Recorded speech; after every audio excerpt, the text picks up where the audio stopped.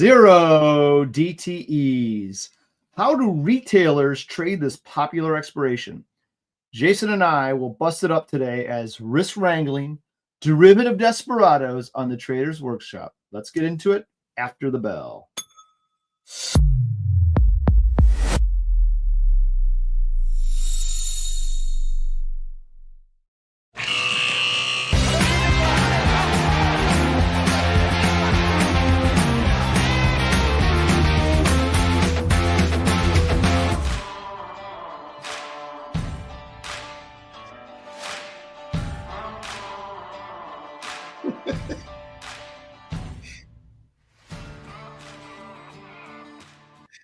You know. Hey, by the way, did my hat get lost in the mail or no? Oh, we put something up for you, I thought. No. Oh, I'll make sure. Don't worry about it. I have this thing about not getting my hats. Max does that to me all the time. He gets me a hat and I never get it. Oh. Whatever. Good to see you. No Mark today. Mark's traveling. Mark's going to France for a wedding for like 2 weeks, something goofy like that. So get his wine in. Yeah, he'll get his whining in. Okay, so today, yada yada yada yada yada, we are going to talk about zero DTEs. I know everyone's talking about it, but a little different, right?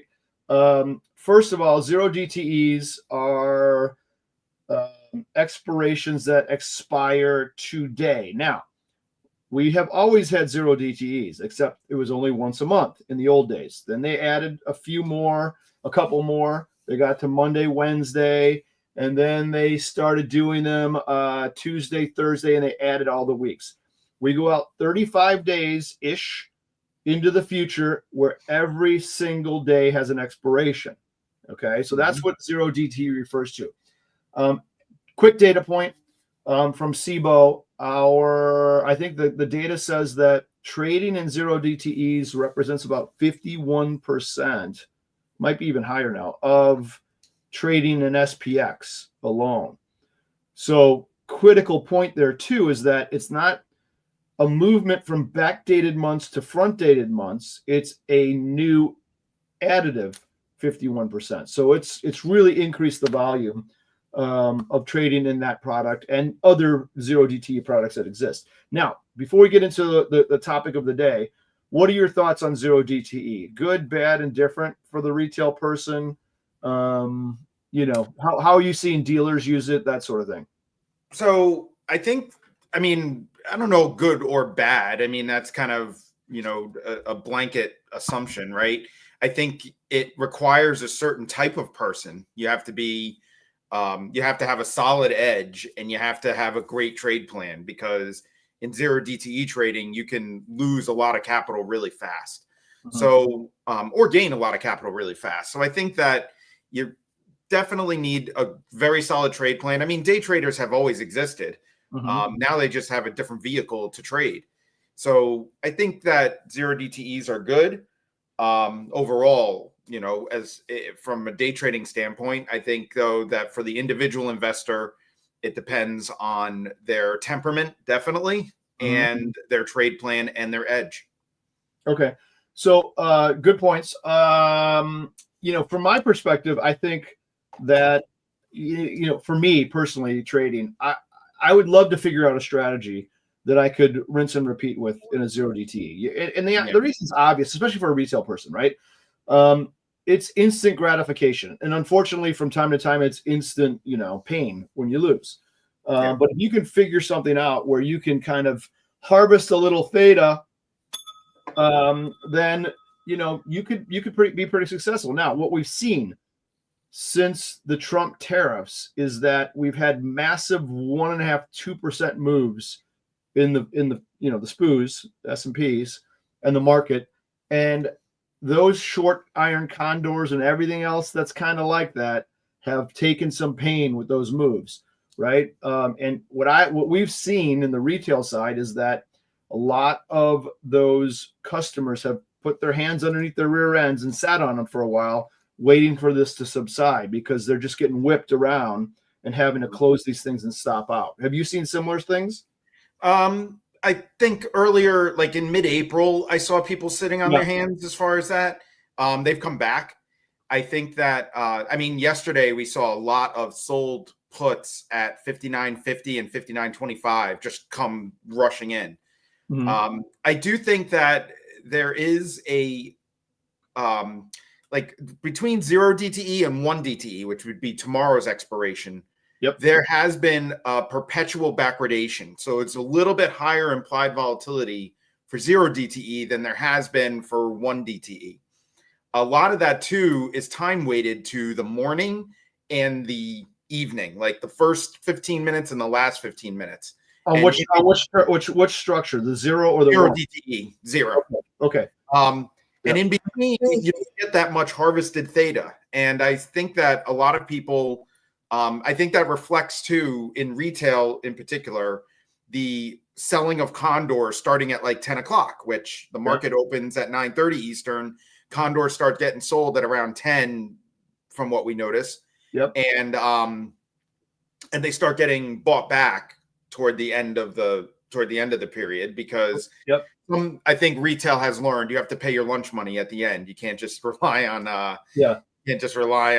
the market not moving for the last 15 minutes. Correct. So I think retail has definitely caught a rhythm, and dealers have not yet caught up to it necessarily. Some, in some cases you could say they have, but in some cases they haven't. It seems like there is a little bit of theta decay in between, those two beginning and last 15 minutes. That's what we've seen. But and it seems like retail is happy with that as their profit. Right. So those are all very accurate points. I certainly concur. We see the same sort of behavior. One of the things that I also noticed that some of these groups do and people do is they'll do the 1 DTE toward the end of 0 day, right? So at that 2 o'clock time frame, 2 o'clock Central Time, 3 o'clock Eastern, they'll start putting on their trade for the next day in a 1 DTE. We know the answer to why they do that. Why? Because they have less than 25,000 in their account and they're subject to the pattern day trading rule, which means that you can't close all these things intraday. So now when they span a day, if they sell these at 2 o'clock on 0, they can close it the next morning by that 10 o'clock, 11 o'clock time frame. We do see a lot of that. Now, the risk there is pretty evident. You take jump risk overnight. So you have the risk of a big gap. Anything, with a person like Trump in office, he can say things that will move the market pretty significantly. So you have that risk, on that overnight. But if and I don't know if you're seeing that priced in at all. Are the dealers pricing that sort of behavior in overnight? Yes and no. I mean, they're pricing in. I think the overnight gets a strong, especially recently, the overnight gets a strong implied volatility bump, and it decays very fast after that first 15 minutes in the morning. However, the overnight has experienced a lot of volatility recently, other than the past week. You see plus or minus 30 points, 40 points in the overnight session. So I think that it's not necessarily being priced in like that, but I also think that it's for a reason. I think retail people who have done the 1 DTE thing have been hurt recently. Yeah, I agree with that. Now, point of our show today was some question you got from your community, right? About and explain. Tell me what I don't want to mess it up. So tell me set it up for everyone to go. Let's go through this. Yeah, you get ready with your bell, but are you gonna say Harvard Davidson? Are you gonna say it? No, I'm gonna say I contribute to a trading room called Leduc Trading with Samantha Leduc, and I asked a question like, how do you trade 0 DTE? And just trying to getting the temperature of the people in the room, right? One person mentioned that they just buy naked calls and naked puts, and they scalp and they stay in maybe for 10 minutes, 15 minutes max, and then they come out. To which I asked them, why are you doing that instead of verticals? And they only do it like in that middle, that around noon time frame, between like 10 and 1 or 2 or something. And I said, why aren't you doing verticals? Like, it's SPX is liquid enough. You could probably get in and out with verticals pretty easily in that time frame. And they didn't know why not. They just did long puts and long calls. And I think they had a Robinhood account, which doesn't let you sell options. So I told him first he has to go to Tradier because they let you sell options on. Wait, hold on, that's a plug. It's a plug. That's a plug. Unpaid plug, even though I'm on the Tradier show. I don't get compensated. But I mean, first of all, get out of your broker dealer if they don't let you sell options. That's, they're buying options is a safe to say it's a critical part of options trading, being able to sell an option and buy it. It's pretty critical. I would say. Okay.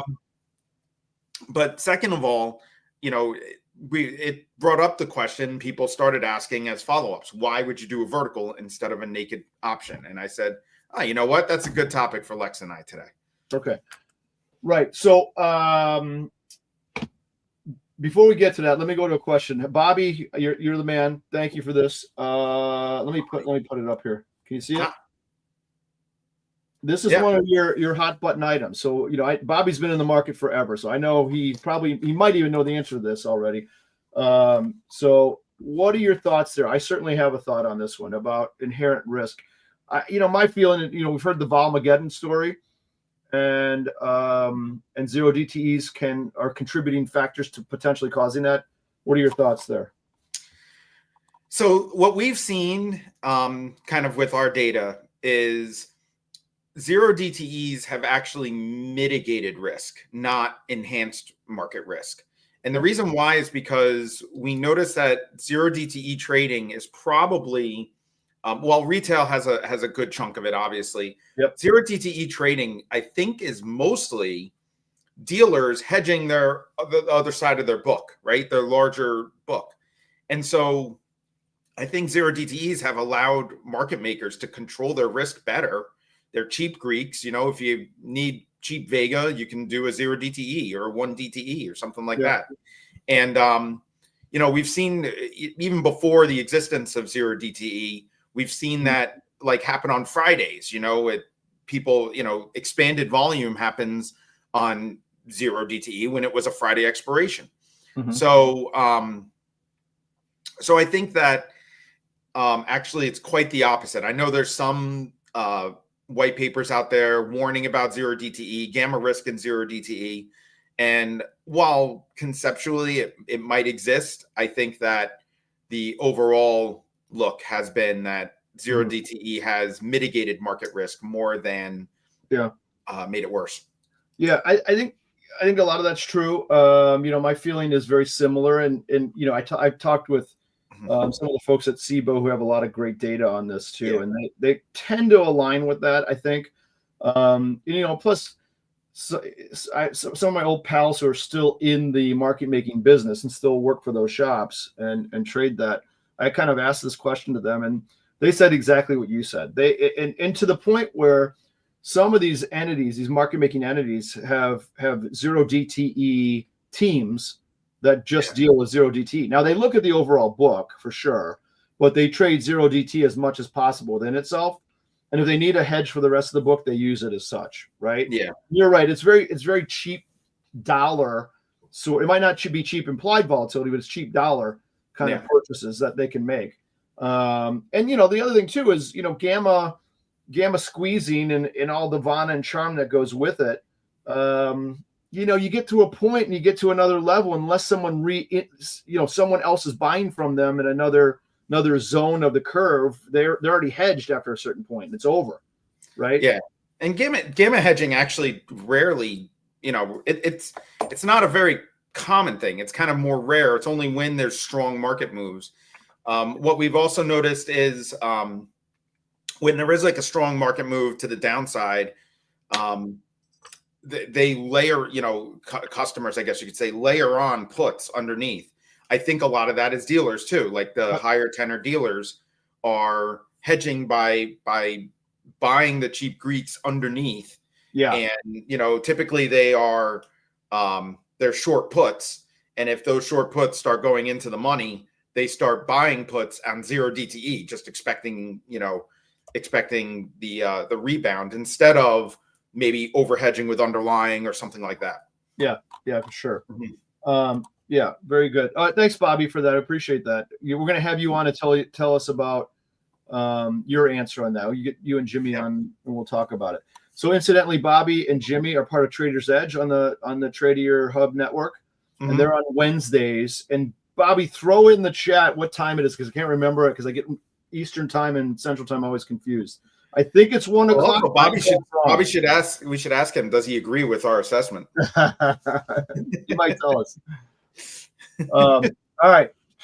So back to this gamma thing, and why not just buy options versus sell? So let me pose to you this.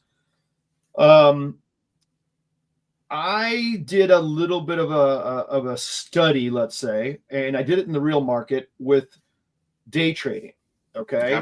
I followed this guru and did his thing. And when I got the buy signal, I didn't sell a put, I bought a call. Okay. When I got the sell signal, I didn't sell a call, I bought a put. And I did it in the most front dated option I possibly could. This is probably pre-zero DTE. So I might have had a little time to go. But they were cheap dollar options. 60 cents, 50 cents, 70 cents on the high end. And I'm trying to make a nickel, dime, quarter, at the most on a move. Okay. So the premise was that, or the theory was that, well, you're getting out of this within minutes, maybe an hour at the most. And the theta component isn't terribly massive where it's going to ruin the whole trade if it goes your way after the largest part of the time zone. Mm-hmm. So you can be right even with theta at your back or in your face, I should say. And it's just easy to buy the option, and you can make a much greater thing if something happens in the interim. It really goes catastrophic or great, and the convexity of options really kicks in. Yep. Whereas you have the short against that in a vertical spread, okay, then you kind of eat up some of that major long gain, and you're not getting anything for it really of any substance on a day trade. What do you think about all that? Makes sense or not so much? So, this is where I'm going to have to disagree because, first of all, I mean, if we're in the middle, SPX is, you're right. And we're talking LongGamma vertical versus a LongGamma put, right? Bought put. Yes. First of all, before we go there, I know we have some newer people and some beginners. So let's explain what a LongGamma vertical is. First of all, let's explain what the vertical is real quick. And then what the LongGamma vertical means, because you can be short gamma in a vertical too, depending on where the at the money is relative to your long and short strikes, right? So first of all, what's a vertical? Let's do a call vertical first. Okay, so a call vertical is when you, on the same expiration, you buy one strike and you sell a different one. A LongGamma vertical means that your bought strike is closer to price than the sold one, and a short gamma vertical is the opposite. Okay, correct.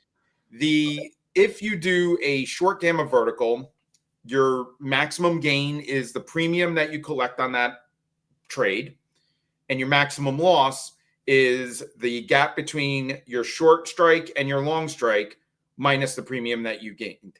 Okay. So that is a short gamma. Well, that would be a credit spread, a short gamma credit spread. On the long gamma, it is very similar to buying an option, except you cap your gains at the short strike.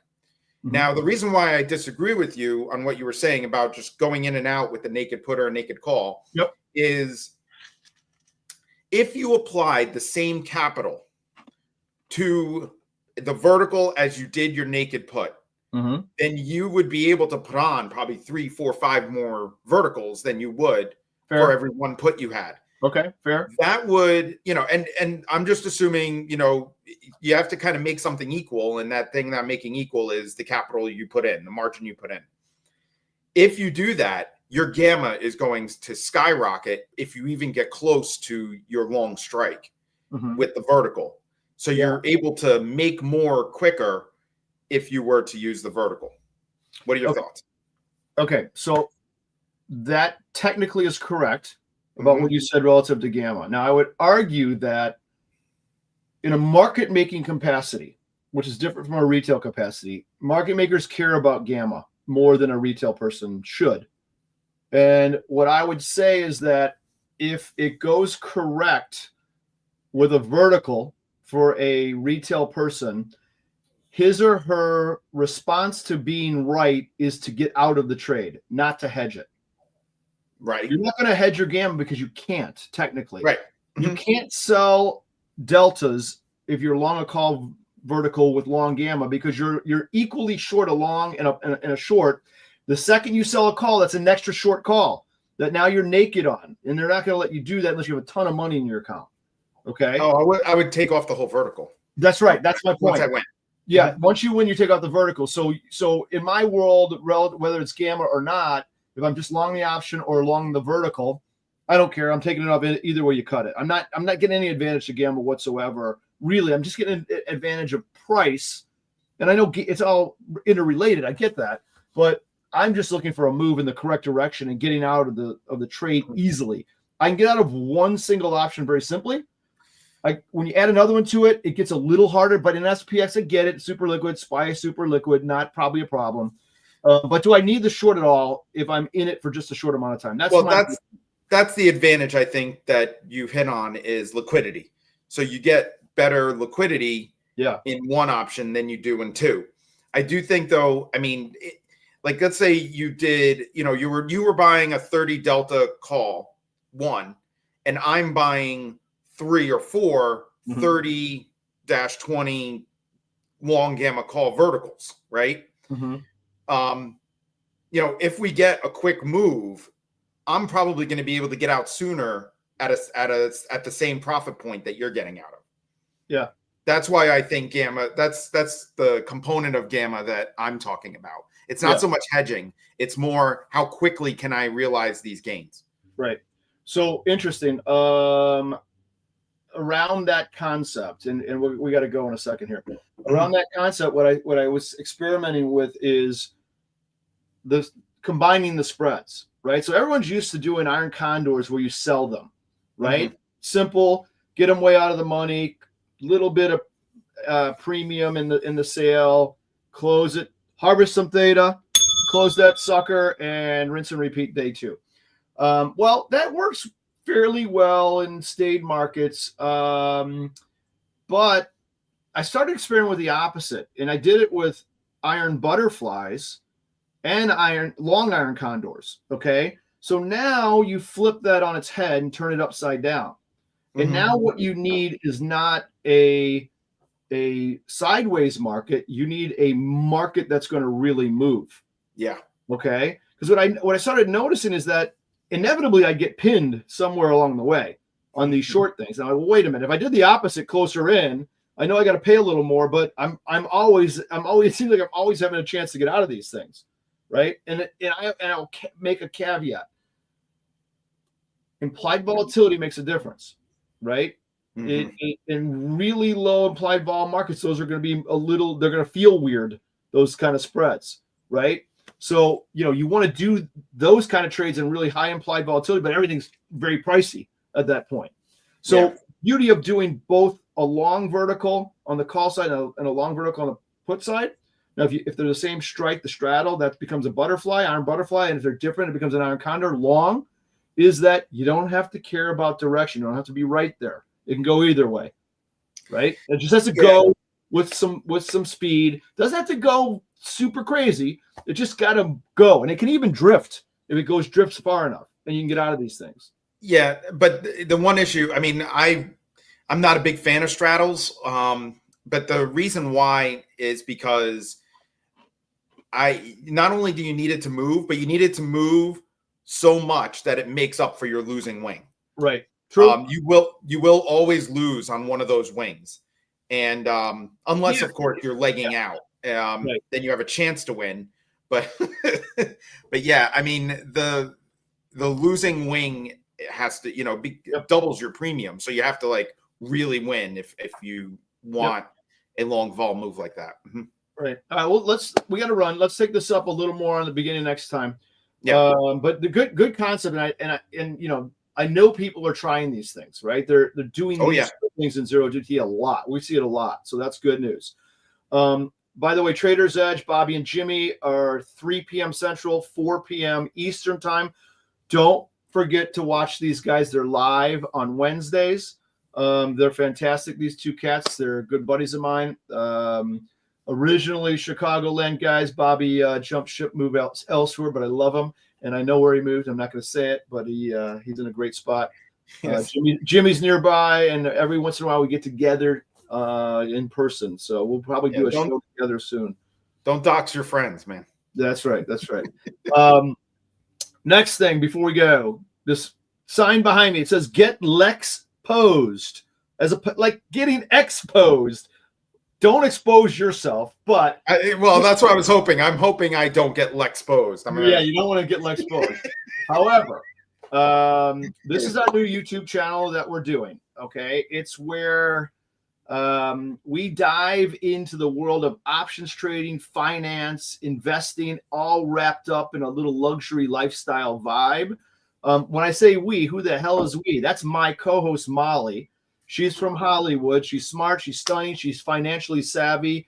She's a surfer girl from California, and she knows the business. So we're just launching this. We have some shows in the library that we're releasing. And the point of the matter is it's not necessarily about trading. It's about all things managing money and finance. It could be a real estate developer who says, I'm going to go buy this piece of property. And he has the same metrics that we have as traders in his head. He's got to decide, is this a good risk reward? Am I willing to put capital in this trade, which is actually buying a piece of property so I can make a return on it? What's my edge proposition? And we learn about these things from these sort of people, which, quite frankly, I have no experience in.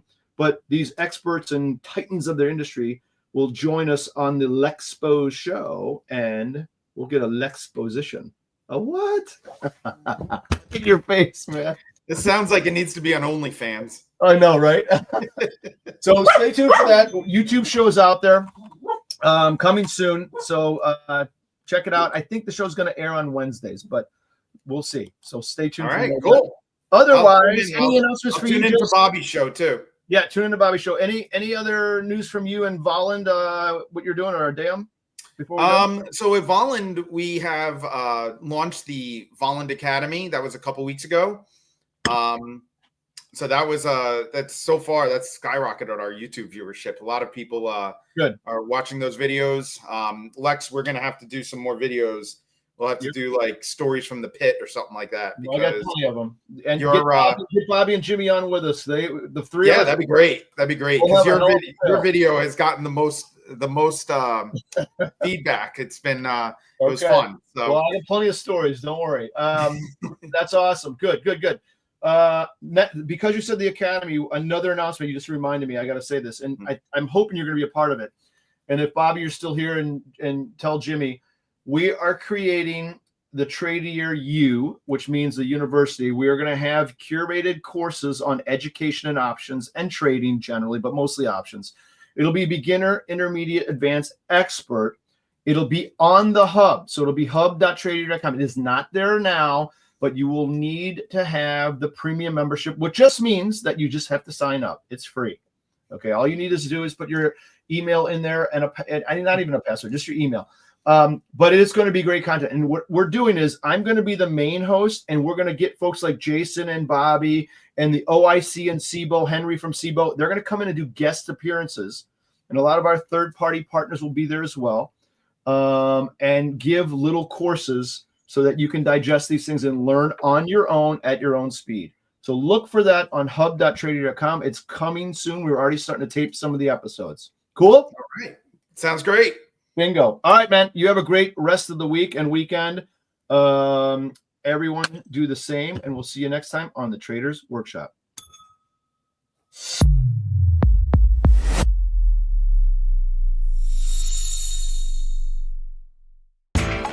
You know how the financial world goes. Here comes the buzzkill. Please make sure to take some time to read this boring disclaimer. We will owe you one.